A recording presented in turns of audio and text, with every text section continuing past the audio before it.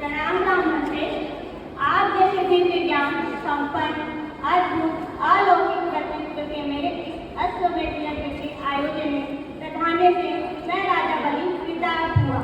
मुझे विश्वास है आपकी कृपा से ये मेरा यज्ञ अवश्य सफल हो।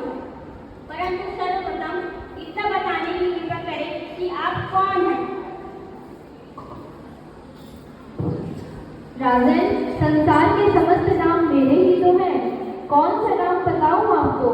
वैसे भी व्यक्ति की पहचान उसके कर्मों से होती है, नाम से नहीं। इतना बताने की कृपा करें प्रभु कि आप कहाँ से आए हैं, आपका निवास कहाँ है। बाल ब्रह्मचारी का कोई ठिकाना कहाँ?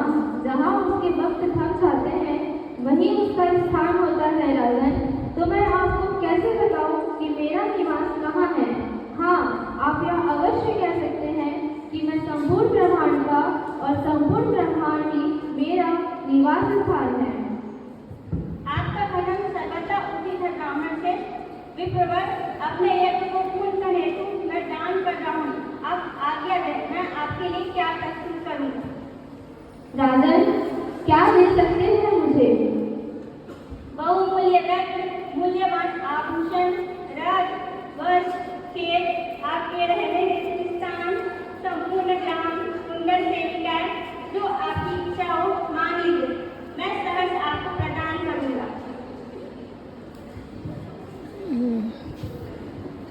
भोग विलास के लिए इन वस्तुओं का क्या उपयोग? राजन, धन, संपत्ति, वाहन इत्यादि सांसारिक क्रियाकलाप में लीन मनुष्यों की क्रियाकलाप को पूर्ण करते हैं।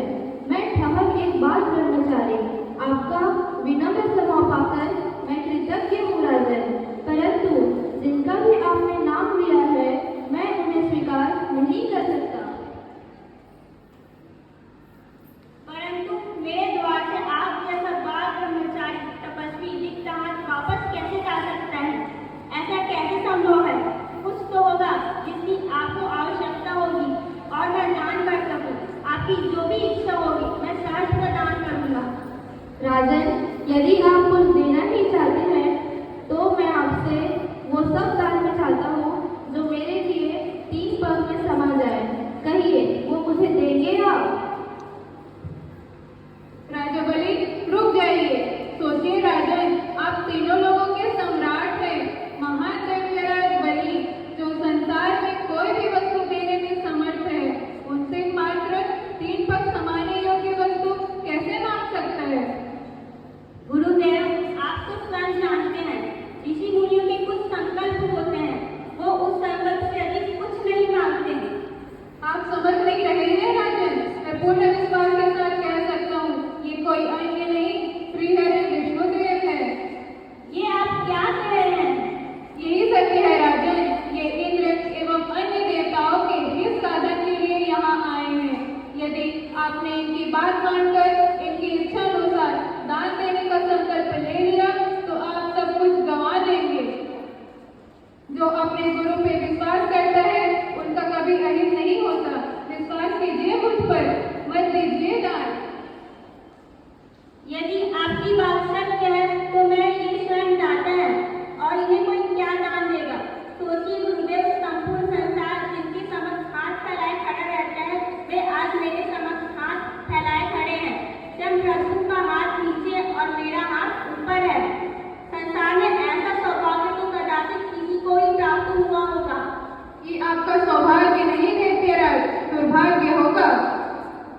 नहीं गुरुदेव, इतिहास के स्वर्णिम अक्षरों में ये लिखा जाएगा कि एक दैत्यराज ऐसा भी था जिसने स्वयं प्रभु को दान किया और दान देने का सुख संपूर्ण उपभोग से कई गुना अधिक होता है गुरुदेव, और पुण्यदायी भी।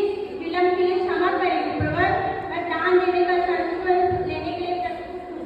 आप पुनः सोच लीजिए, क्या आप उतना ही चाहते हैं जो आपके 3 पग में समा जाए? इस संसार में मात्र 3 पग धरती की मनुष्य की अपनी होती है। उससे अधिक की इच्छा करने वाले मनुष्य कभी संतुष्ट नहीं होते। राजन, मुझे मात्र उतना ही चाहिए जितना मेरे 3 पग में समा जाए।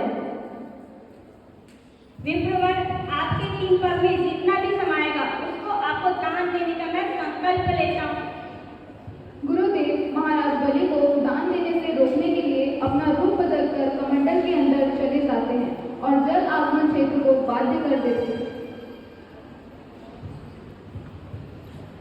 प्रतीक हो रहा है कुछ अवरोध आ गया है कमंडल में, लाइए मैं अभी ठीक हो जाएगा।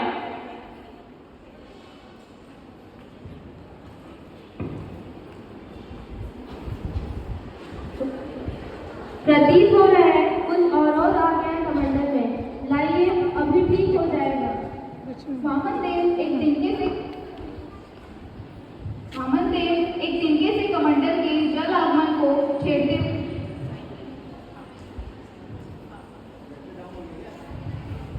वामन देव की इस प्रक्रिया से कमंडल के अंदर छुपे हुए गुरुदेव की एक आंख चली जाती।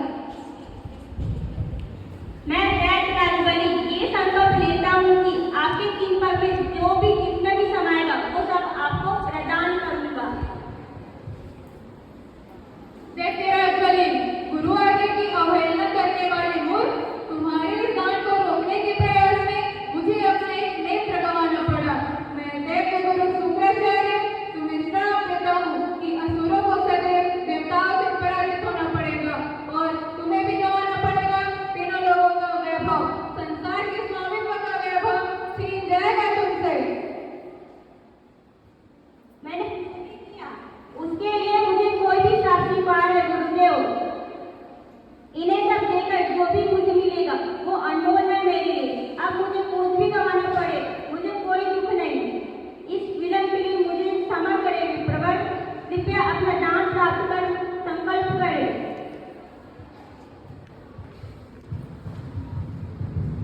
निराश होकर शुक्राचार्य वहां से चले जाते हैं। हे प्रभु, आपकी इस लीला का माध्यम बनकर मैं धन्य हो गया। मेरा सब कुछ अर्पण है आपकी इन पावन चरणों में।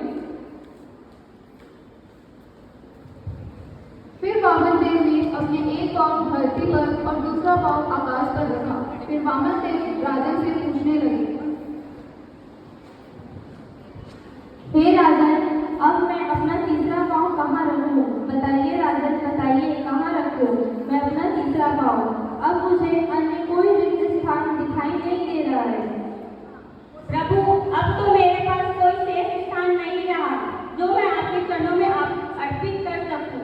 लेकिन मेरा वचन पूरा करना है मुझे, इसलिए आप अपना तीसरा पाँव मेरे सर पर रखिए। इस प्रकार महाबली राजन पाताल लोक में धस जाते हैं। श्री हरि वामन देव ने उन्हें वरदान दिया और कहा, हे राजन, आपकी उदाहरणा और दानवीरता के कारण आपकी कीर्ति युग युगांतर तक बनी रहेगी। मेरा आशीर्वाद है आपको। अब से आप पाताल से सुंदर लोक के राजा रहेंगे। समस्त वैभव एवं ऐश्वर्य सदैव आपके राज्य में बनी रहेगी। मैं आपके राज्य की सदैव रक्षा करता रहूंगा और भविष्य में अगले स्वर्ग अधिकारी पति इंद्र का पद आपको प्राप्त होगा।